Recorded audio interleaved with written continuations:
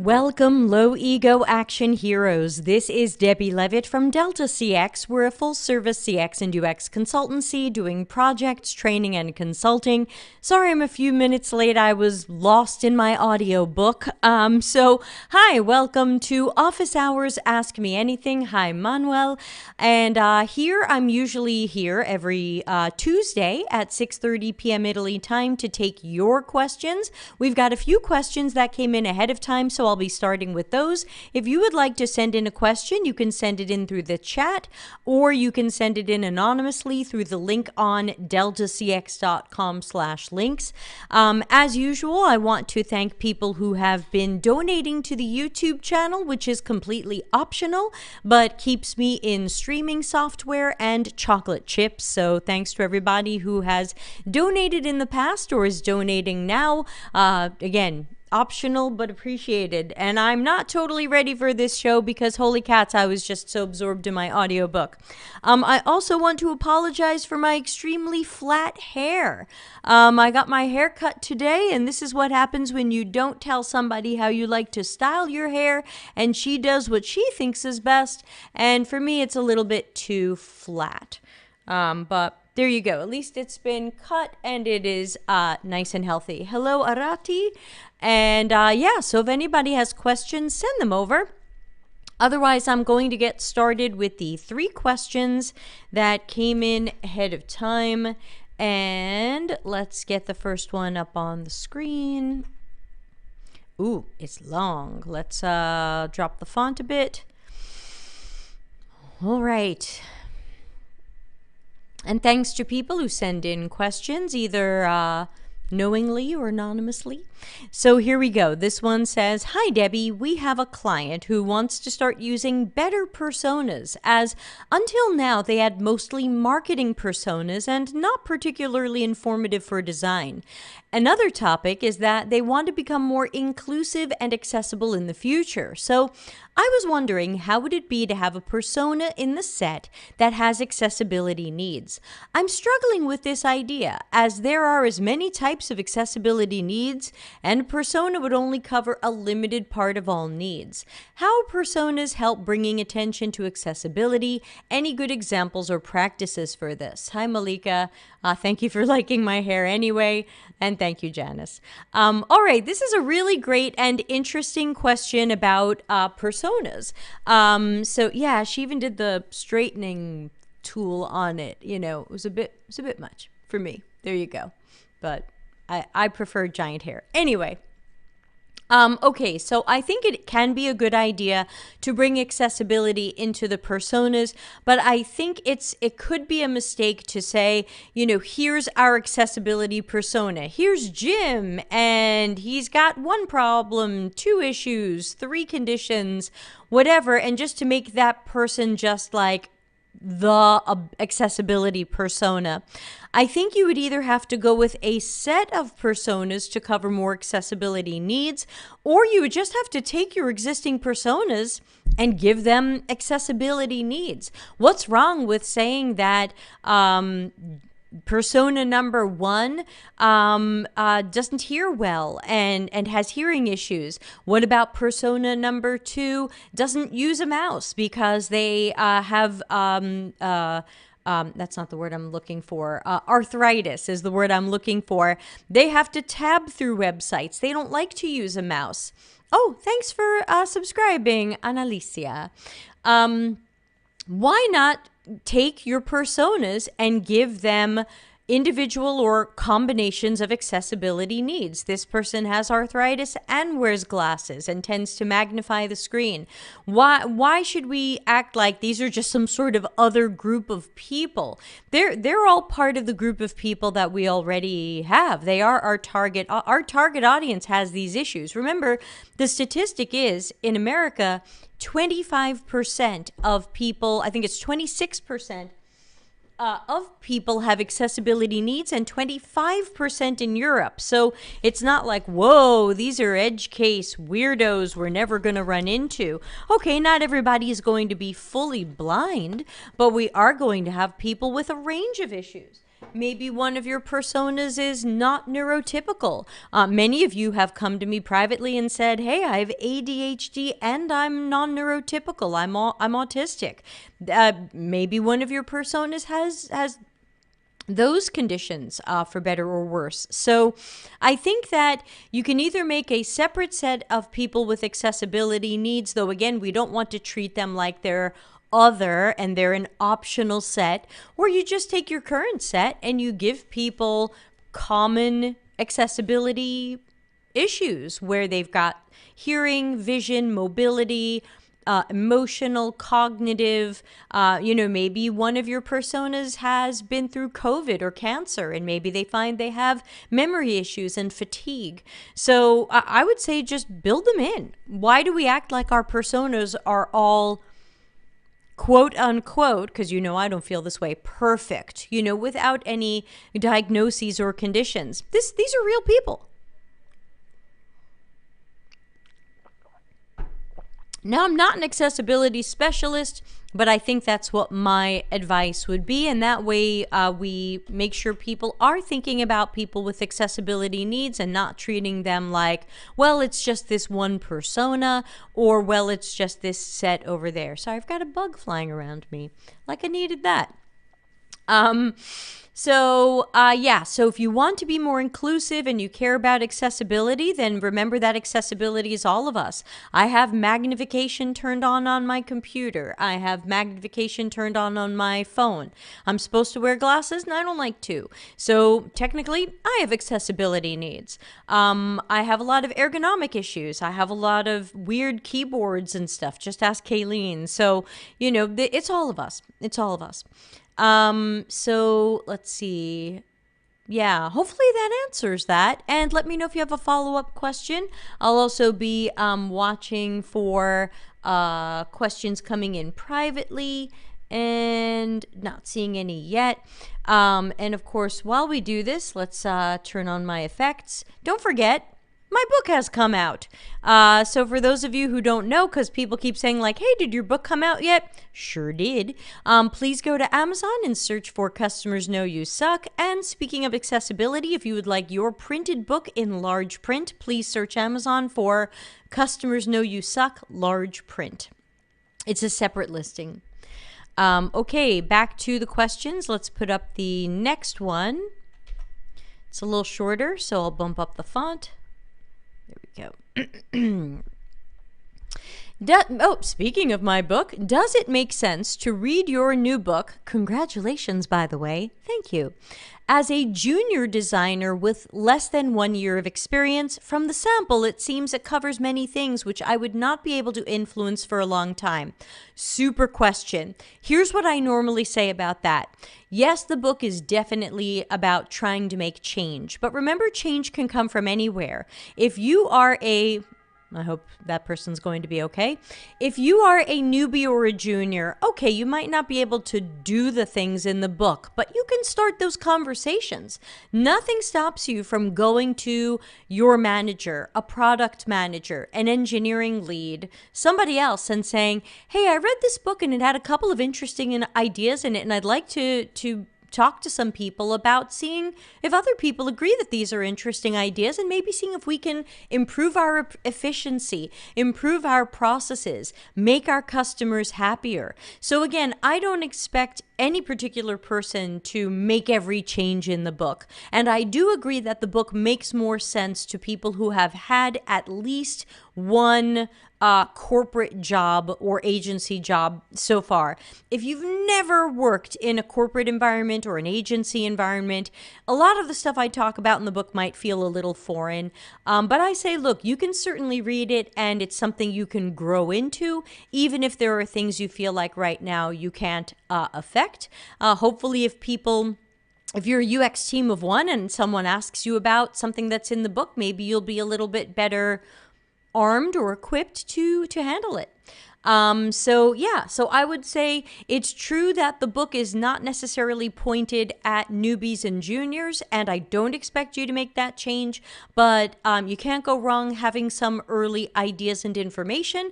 And if there's something in there you really love, hopefully you can kind of send the book or its ideas up your chain of command and see if you can spark someone who has the power to change to make that change. Thanks, Arati. I see your question. We'll add you to the list. We do have another question before these questions, and let me just check that. Okay, we have a private question coming in as well. Let me go copy paste that so I don't miss it. And let me also close my audiobook so I don't accidentally do anything in the audiobook. Yow! All right. So, here we go. Secret anonymous questions. Let's see. Okay, I've got it, and I will put that question on the list. Thank you to the person who asked it anonymously, and there we go. All right, so let's get the next question, and then we'll go to Arati's question, and then the anonymous question, and then anything else that comes in, because I'm here for an hour. All questions are welcome. All right, here we go. So the same person seems to have added a follow-up question. Should you, as a junior, raise questions or make suggestions based only on things you've watched or heard about, like a good approach or point from one of Debbie's videos, that feel appropriate to the problem or better than the current approach, but you don't have direct experience with? I'm struggling to find a way that feels comfortable to my level when trying to contribute to a discussion. Another super question. Thank you to the person who sent in these super questions. What I would suggest is, first of all, chances are your workplace knows that you are newer to UX. I assume that's not a secret. I assume they know that this might be your first job or that you have less than a year of experience. So I think there's nothing wrong with saying, hey, just like I said with the book, like, hey, I saw an interesting video that had a really interesting idea that I would like us to think about, talk about. I would like, hey, even if we just watch this 5-minute portion or this 10-minute portion, I'd like us to take a look at this and let's have a conversation about it. And, okay, so I'm a junior here and this isn't something I've tried before, but here's somebody who I follow on YouTube and she has this experience and, it sounds like an interesting idea. I think you can't go wrong saying, I'd like to talk about an idea I think is interesting.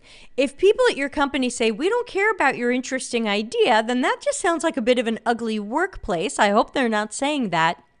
And sure, they might not make time for the idea, or they might hear the idea and say, we don't want to do that, because it's very strange. Even though Agile is about changing, so many people don't want to change. It's amazing.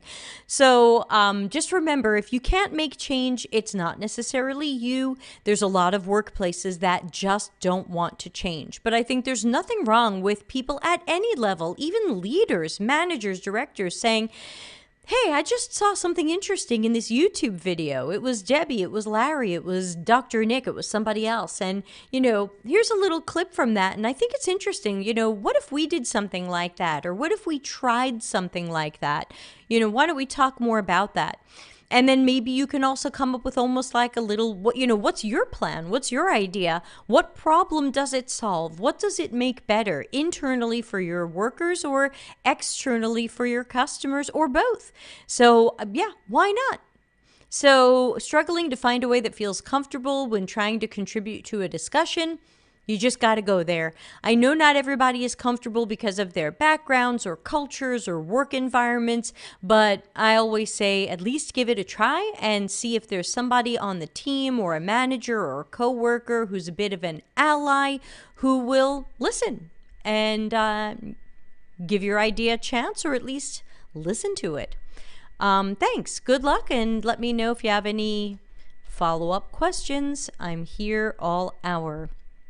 Okay, Arati says, how can we write good microcopy for an important tab of an insurance website? Is there a process to follow, a framework to consider, or test with customers to figure out the wording as first steps? Great question. So first thing for me to mention is I'm not necessarily a copy or microcopy expert. I tend to write the long form. So I'm not necessarily the best person at microcopy. Also, I suggest that people not work too much from frameworks and templates. I find that while it can be a place to start for newbies, frameworks and templates sometimes mean that people stop using their critical thinking and they just go, well, the template said this, so I guess I'll do this. And then I look at it and I go, what happened to your critical thinking? And then people are like, so first of all, what do we know about our customers? What kind of microcopy are we writing? Is it educational? Is it about their policy? Is it a form they're filling out? So again, that's where we talk about context. What's going on for the user right now? Who are these people? What is their context? What do they need to know right now? And so think about context. Think about what we know about the people, what we know about the context, and of course they're in our system. I could point this way. Systems, help me. So basically, that's where you want to start. Is that a framework? Is that a template? Not really. But remember, if you're doing copy, chances are your copy is going to be different all the time. There isn't going to be a template you can use.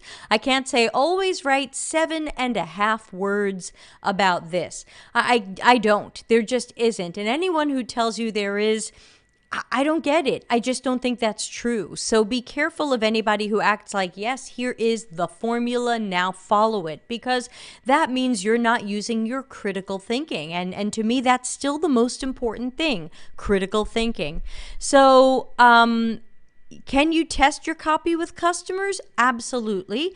You can have a prototype with copy and you can tell them that they're going to do a certain task.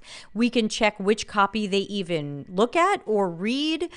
We can check what they seem to understand and what copy didn't make sense to them. So there are, and again, I'm not a content designer. This isn't my specialty. We did a show on content design. I don't remember if they talked much about the testing, but maybe you can find one or two content design specialists, people with 4 or 5 or more years of experience who can mentor you or maybe answer some of your questions better than I can. But yes, you can always test with customers. I remember going to an engineering conference in 2018, and I was talking to someone from, I don't know, some big famous company. It might have been IBM or something. And they said, you know, our team is still kind of getting used to UX. UX is new to us. But one of the places we started was testing copy to try to figure out what copy was most meaningful to people, what copy helped them understand things, what copy was clear, clearer, clearest. So yes, copy can definitely be tested. And I think people should have that as part of their plan. But don't assume there's a framework or a template that says if you have important words on an insurance website, this is what you do. I need to know more about the task, the context, the people. Sorry. That's the bad news. It's another it depends. Welcome to the world of UX. All right. So this is the question that came in anonymously just now. Paste it in. Here we go. And let's just, did I miss any others? No. Okay. So I'm almost caught up. Wahahaha. All right. So this question says, I'm currently researching, and some of the participants prefer chat over call. While chatting, it feels weird asking those questions and following up. What advice would you give on this? I think the question is it that they prefer chat or call, or they demand or require it due to accessibility needs or something else. Because typically it's important to do interviews where you are talking to someone. Their tone of voice, the way they express themselves, even if the language you're speaking to them isn't their first language, or maybe you should be speaking that to them, but the way people express themselves is important. Now, if someone has an accessibility need where they're saying, hey, I do want to be part of research, but I'm not comfortable speaking, or I don't speak, or I can't speak, but I do want to do chat, then you can certainly do that. But I have never done a chat-based research interview with people. I think I would be missing a lot of information from their face and their voice and other things like that. Again, there are probably some situations in which we should do that for people, especially with accessibility needs. But if it's because people aren't good with English, or you're speaking English, let's imagine, and they want time to like paste it into Google Translate and whatever, I wouldn't do that, because you lose a lot when people are trying to use Google Translate or another translation site. I think if the person who asked is still around, I think I need more information, because what type of research is this? Because again, I wouldn't recommend this. But again, there may be some sort of scenario in which this is working or important, but it probably wouldn't be my first choice or recommendation. I do think about a research study we did about 2.5 years ago, and we had required that everybody be able to speak English at least at some sort of beginner or intermediate level, so that we could have a conversation. And I remember somebody showed up to the call and started Zoom chatting. This was to Larry. He was the interviewer. I wasn't there. And the person basically said, I don't really speak English, but if you chat to me, I'm going to put it in Google Translate, and then I'll write something and I'll put it in Google Translate and send it to you in English. And again, we didn't want that, because it's going to remove too much of what that person's trying to say. We're getting the Google Translate version. That could miss a lot of nuance, emotion, context. And so if people want chat for that type of reason, I wouldn't want that. I would say let's interview them in their native language or preferred language.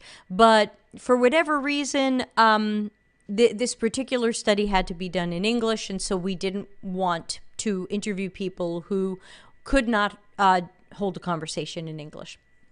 I hope that helps.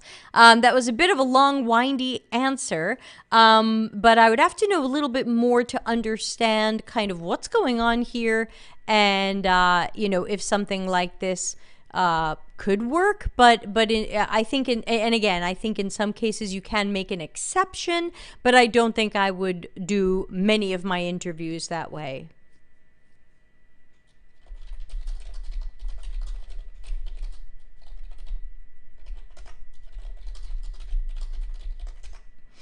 Let's see if I'm missing any other questions. I'm caught up. So if you have a question, I think you're next. Let's see. I don't see any in the anonymous, and I don't see any in the live chat. So we are caught up. So hello, as usual. This is Office Hours Ask Me Anything. I usually do it most Tuesdays. Looks like we have an anonymous question coming in now. So let me grab that one. Maybe it's, who knows what it could be. Could be a follow-up.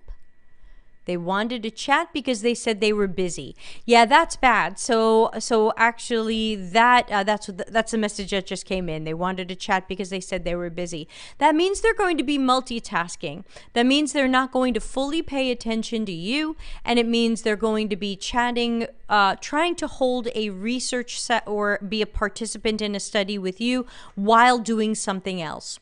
So that doesn't make sense. You're not going to have their full attention. And again, if you're you're asking them to do a task, which the best research would be, you're supposed to be watching them. So that would be having them on with a screen share, having them in a live video call. If people are saying, I'm too busy to do this, I would keep recruiting and try to find the people who are not. If you're not offering people incentives, and maybe you can't legally, that's another story, but if it is legal and ethical for you to offer incentives and see if people suddenly aren't so busy.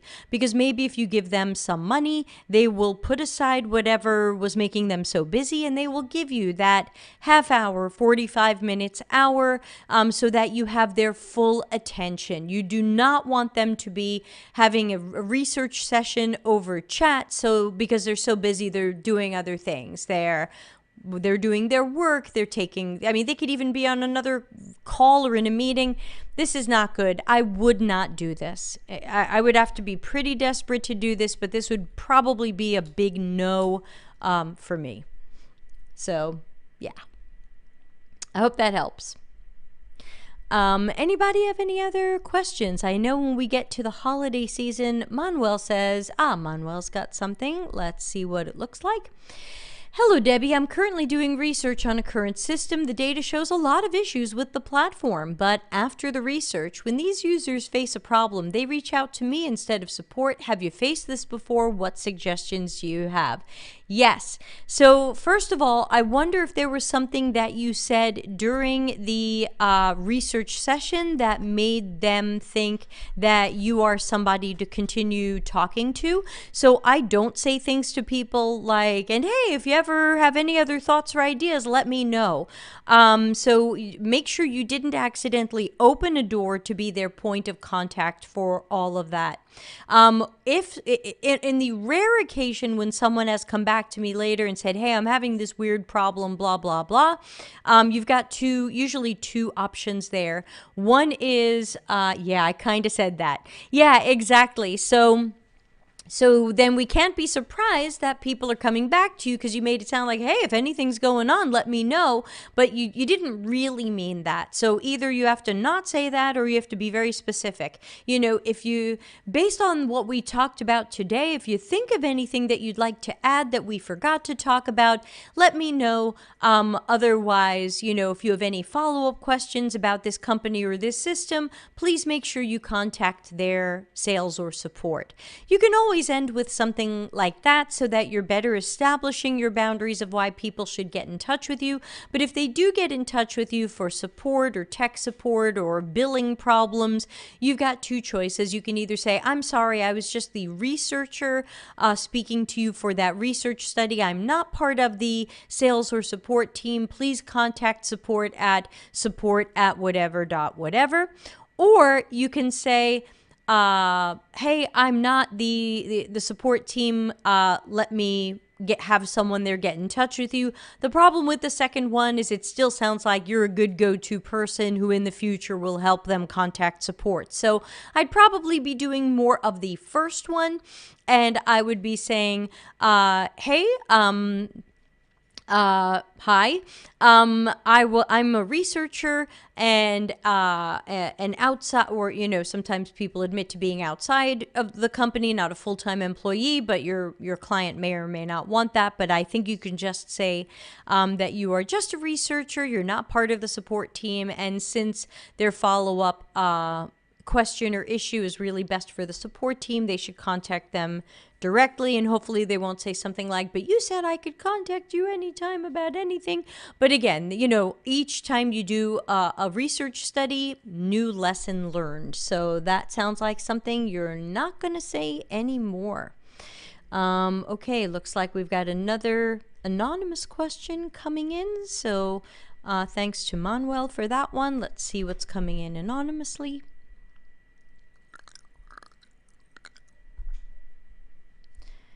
Okay, mystery person says, aha, this is a follow-up to the interview via chat. Super. Let me paste that into the thing. Okay. Great.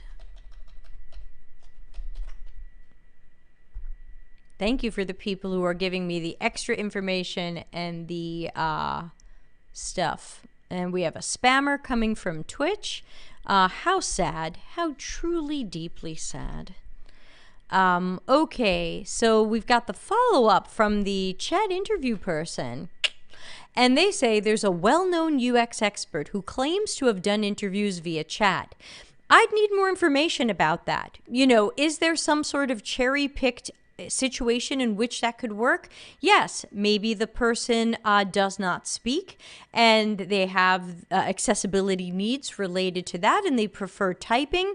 Yes, I would want to accommodate that, but I would not do, I generally would not do interviews over chat, especially for reasons like I'm kind of busy, because then I know they're multitasking. But I would certainly, if someone said, hey, I have this disability or this condition or whatever, and I would rather be typing than speaking, then it's up to me whether or not I want to include them in the study, or for some reason we need to be speaking with people.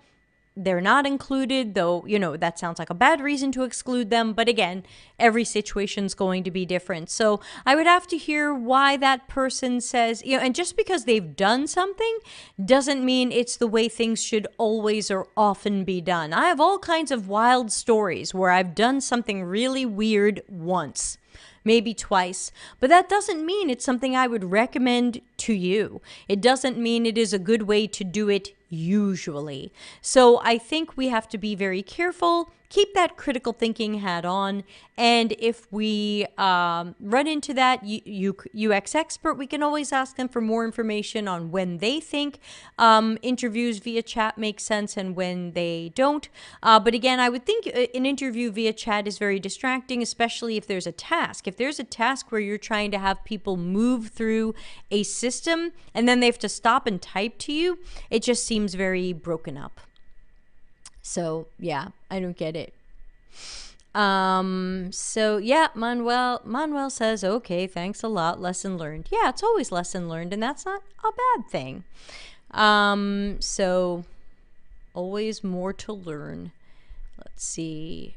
So thank you for anonymous person giving us some information there, and thanks for checking on you know, my perspective on something you heard someone else say. There's always different opinions, but you know, do some critical thinking yourself as well. Okay, we have an anonymous question coming in just now. Let me paste it into the list, and the list ends up as the YouTube description. That way people can always see what things we talked about in what order.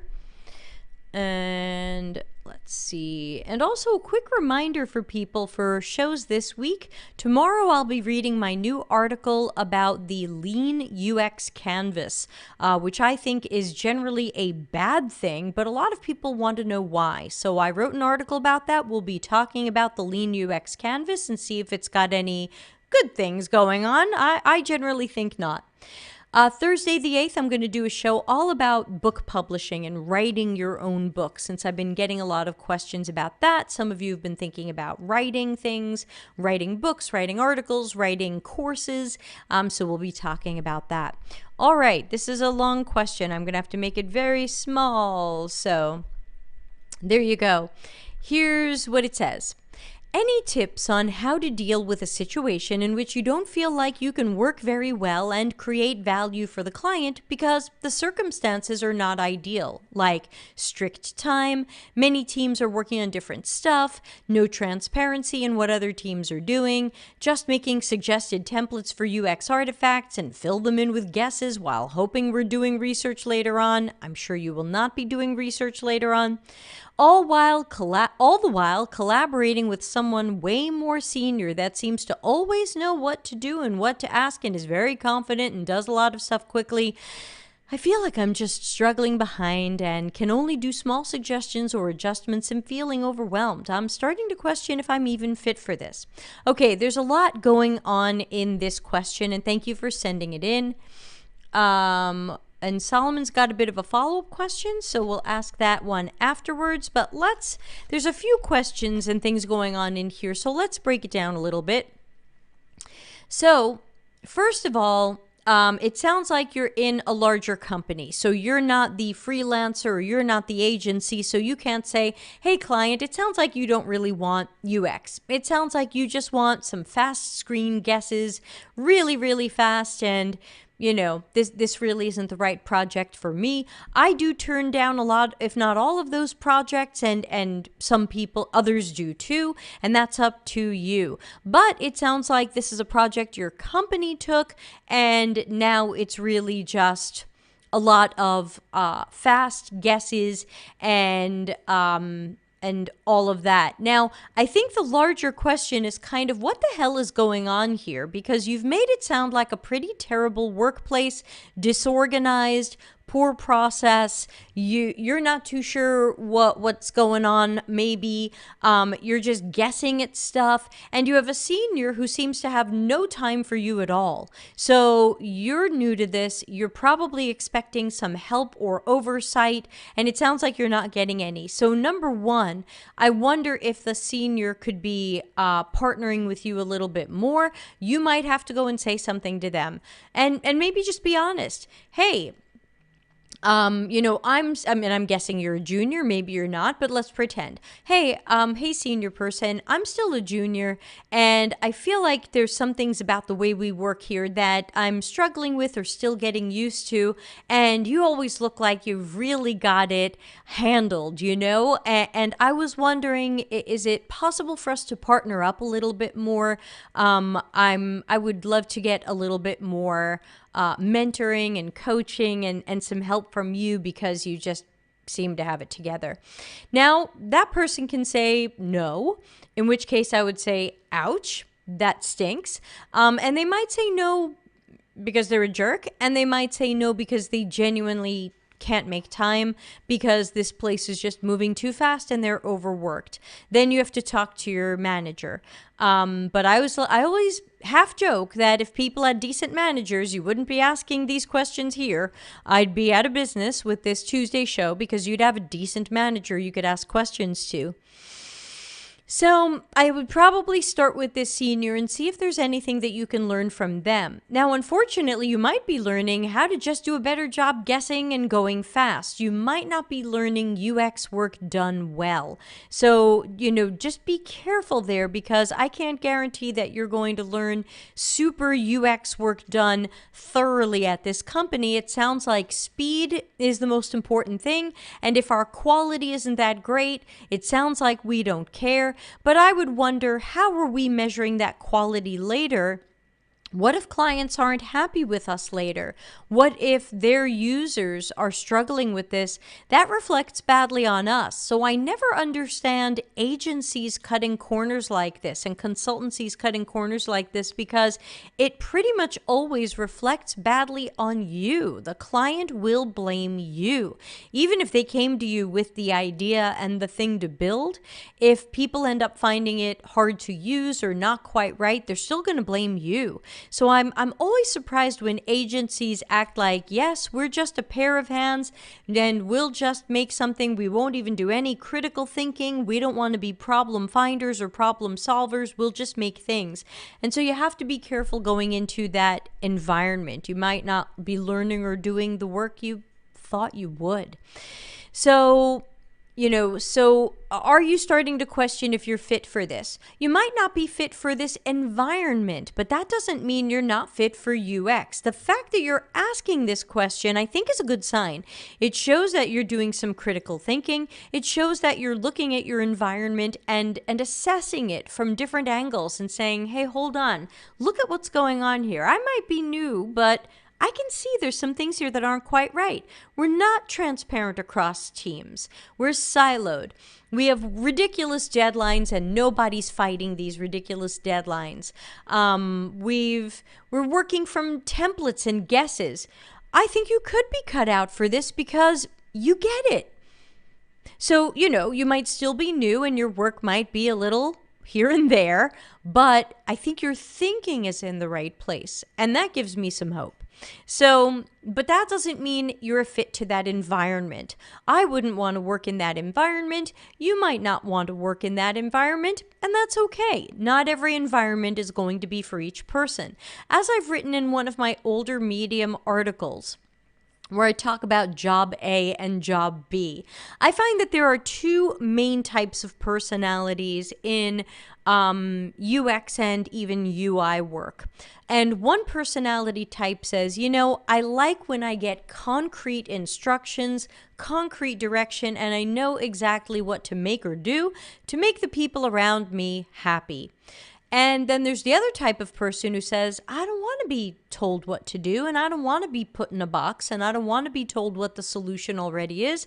I would rather take a little bit more time and go through a problem finding and defining process before I try to come up with solutions, and then I want to work on narrowing down to the best solution. So I think there are two types of people. One prefers that environment where it's like, look, I have deadlines, I have concrete boundaries, I just know I need to make this by tomorrow. I can do that. I like that. Then I know I've gotten the job done. So again, that's why we have something like episode 129, which is about asking questions during interviews. And I also like to remind people, when you're interviewing, try to learn a little bit more about what they expect from that role.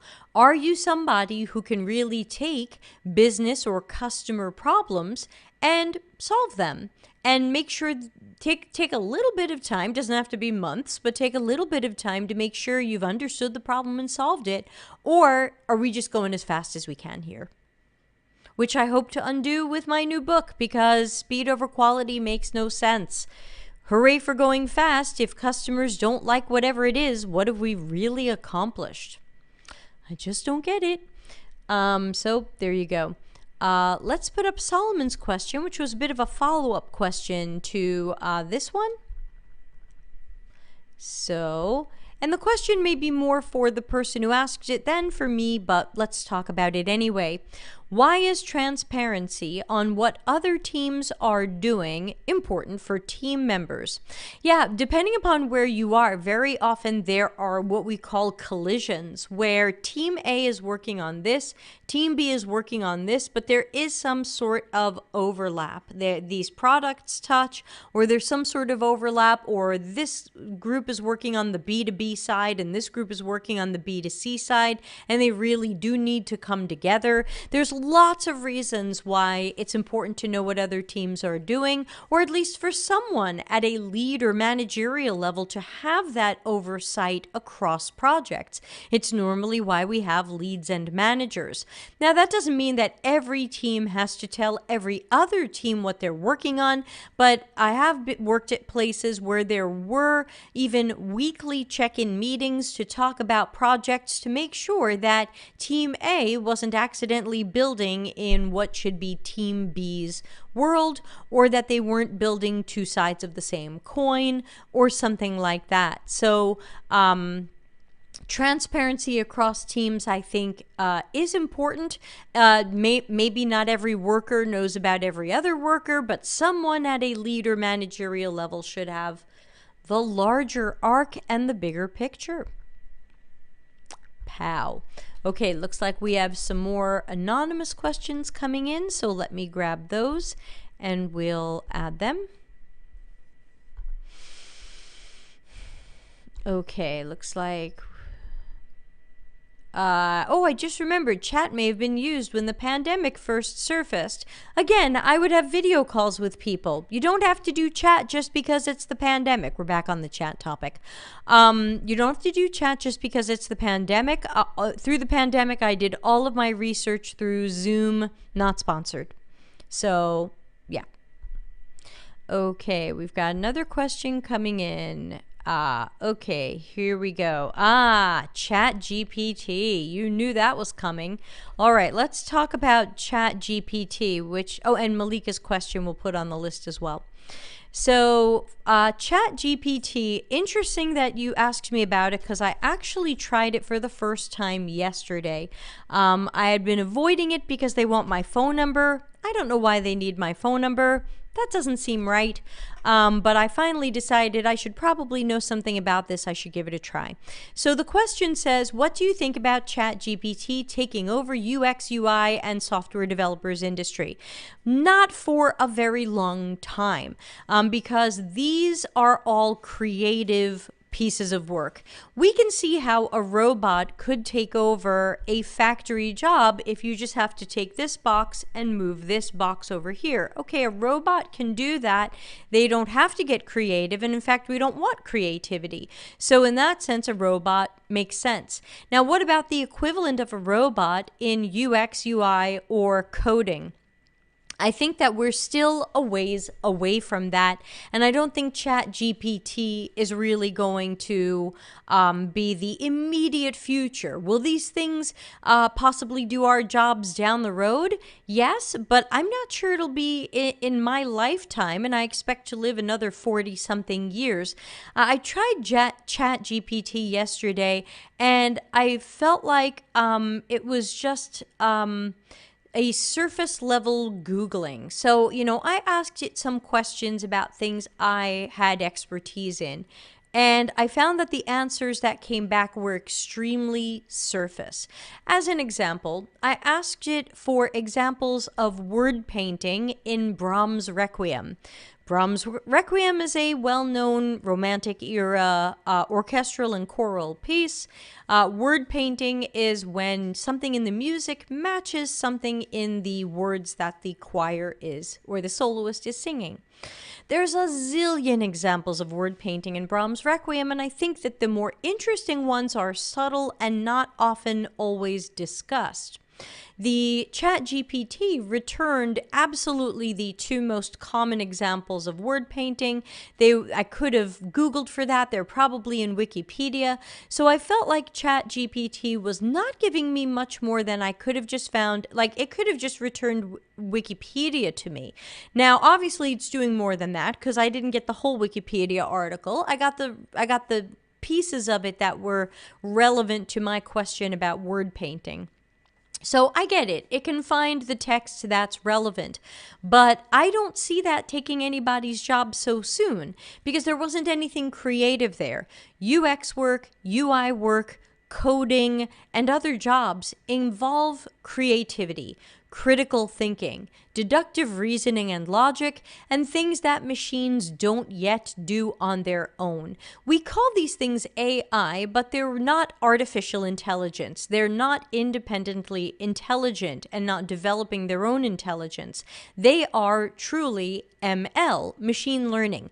They're trained on various topics and ability probably to search the web, and they're trained generally how to write a response, write an article, write a blurb, write whatever it is.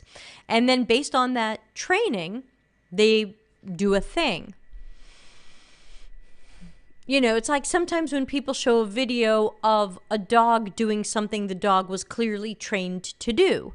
Now, I know dogs are intelligent. This is a separate issue. But like someone goes, oh, wow, isn't it so cute the dog did that? And I go, okay, but the dog was taught to do that. So the dog's just repeating a thing that they were shown. They didn't independently decide to do this thing. They were trained on it. So, yeah, I don't think that AI or ML is coming for our jobs anytime soon.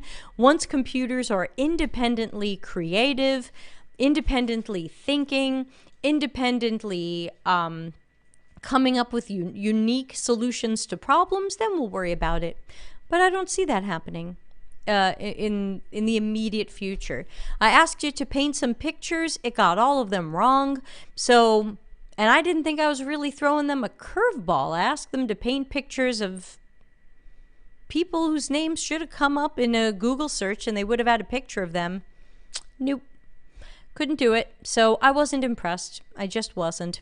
I guess I know other people are impressed. I had to try it for myself and I wasn't. I asked it a whole bunch of questions and I wasn't impressed. If we have extra time, we can open it up. But there you go. Malika's question. How do you recommend approaching designing a website menu or navigation? We've done generative research. We got to know how to group things. Should we come up with design, then do usability testing?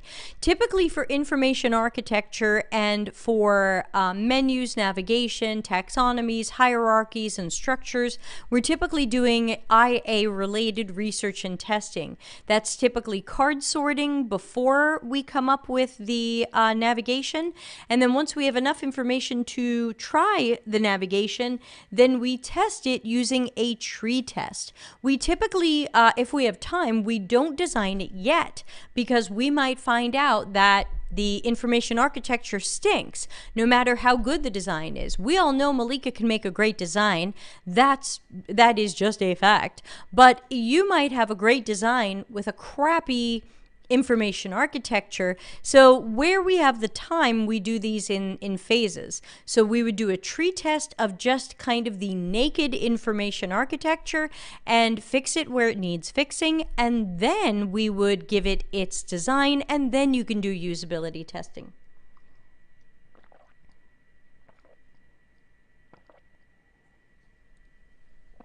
Did that make sense? Did that answer that? I don't want to miss the answer. And we've got someone else who sent in an anonymous question, so let's take a look at that. Give me a moment to load this up. 14 minutes ago. Sorry, I give long answers.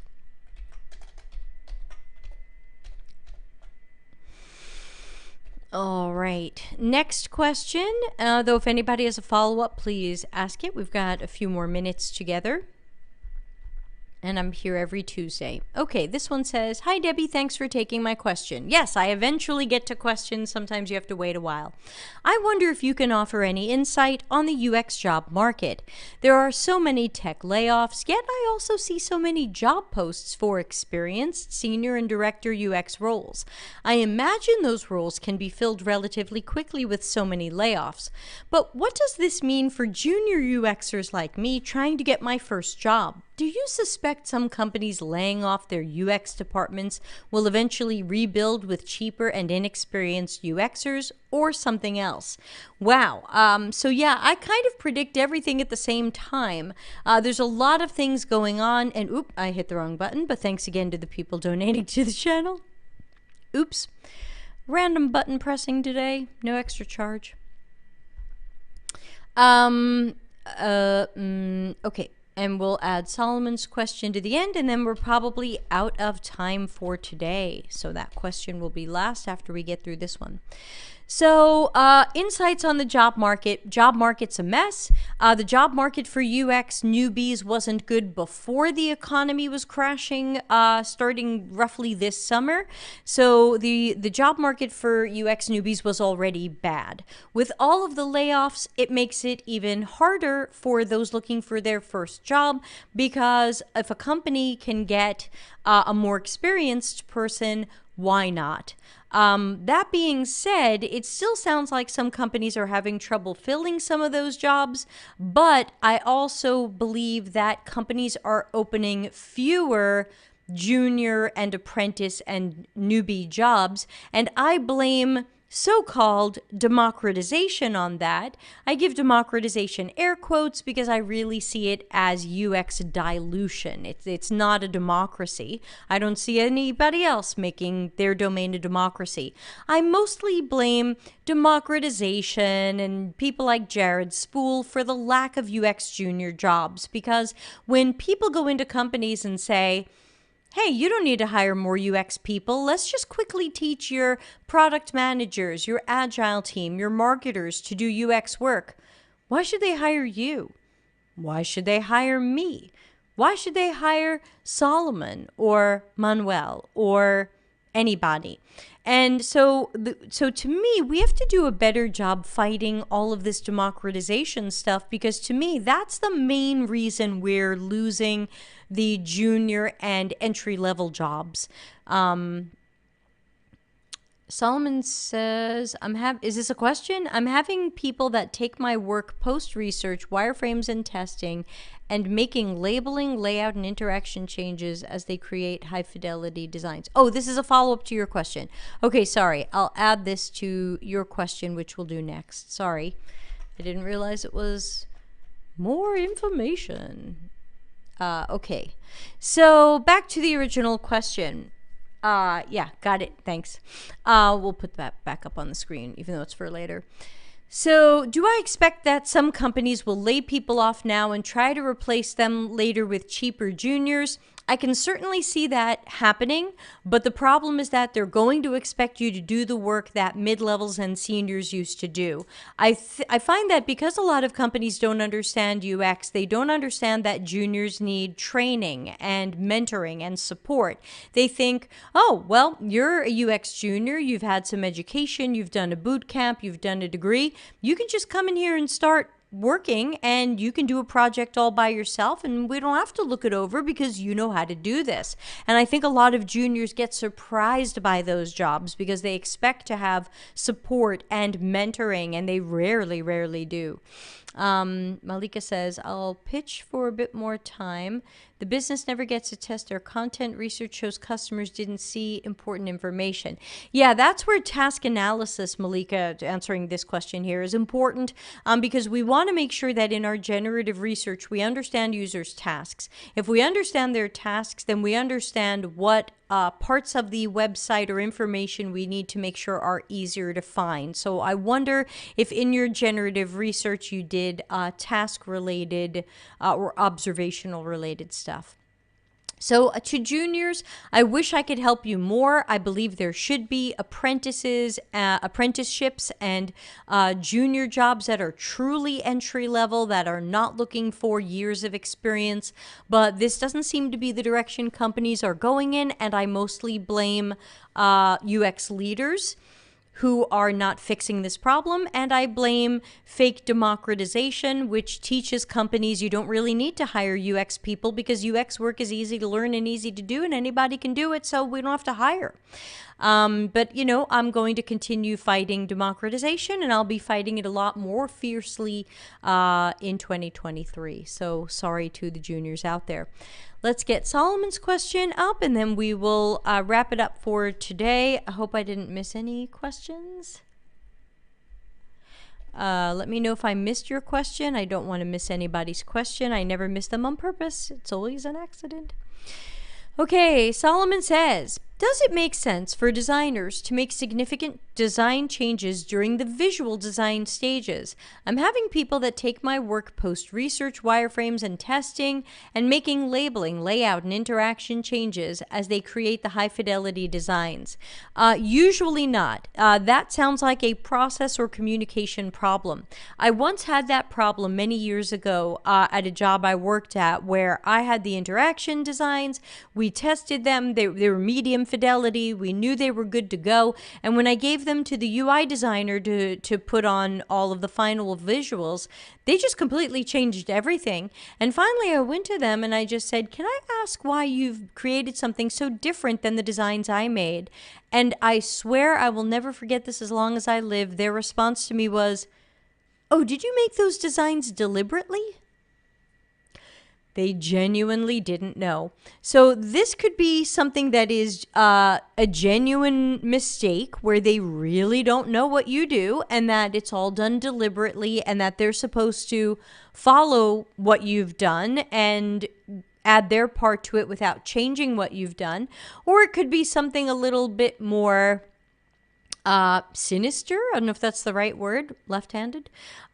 Sinister in that this person is a want-to-be UX designer, and even though they're only supposed to be putting on the visuals or the design system or whatever it is, they're just changing whatever they want and making it their own. We see that sometimes with engineers doing that. We hand them a design and they build who knows what. So I think you would probably want to talk to a manager about process and making sure that visual designers understand that they are working from your designs and they should not be changing them, especially if they have gone through testing.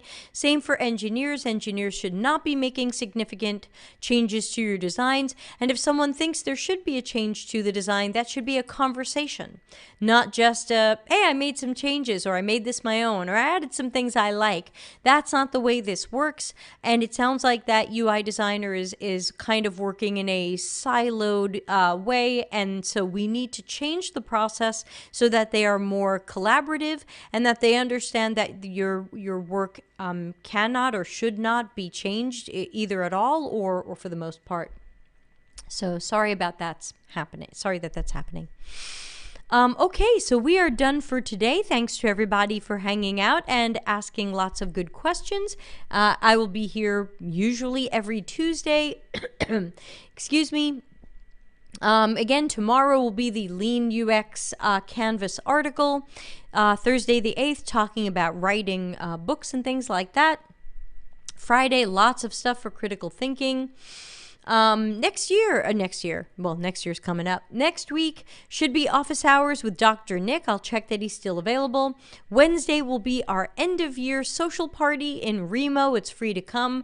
Just join our Slack or Discord, which you can find at deltacx.com/links, and the live events channel will tell you where to go. That's Wednesday the 14th. And then, I just scheduled a new show. This will be Saturday, December 17. I know that's a little weird. It's a Saturday, but I'm going to do a long show, probably about 3.5 hours, and I'm going to live teach you repeaters in Axure. This will require you to have a copy of Axure, so I do recommend that people get the Axure trial of Axure 10 or paid Axure 10, and you'll get a file to work from, and then you'll be working along with me, and we'll have the live chat up in case people have questions as we go. I can help you out if something isn't working for you, and then that video will be archived among the Axure lessons. So come learn Axure repeaters for free Saturday, December 17 at 4 p.m. Italy time. A little earlier than usual, so check your clocks. All right, thanks again for everybody coming today, and I hope to see you tomorrow to discuss Lean UX. Thanks. Bye. Customer centricity as business intelligence. Visit deltacx.com to learn why we are